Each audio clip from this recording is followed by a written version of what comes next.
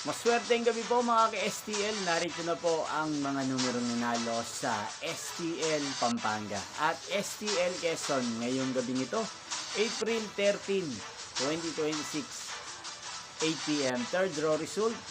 Ngayon po nakikita nyo na sa screen ng inyong cellphone ang mga numerong nanalo sa nabanggit kong mga lugar.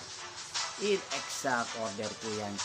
Kung natayaan nyo po yan sa inyong lugar, congrats po sa inyo.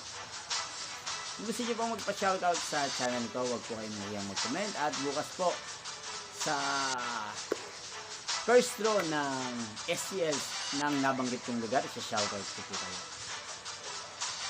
Yan, inyo pong napanood ang resulta ng STL Pampanga at STL Quezon sa channel na to, Roderick Hernandez TV. Magkita-kita pong muli tayo bukas ng alas 11 ng umaga. Good night po sa ating lahat.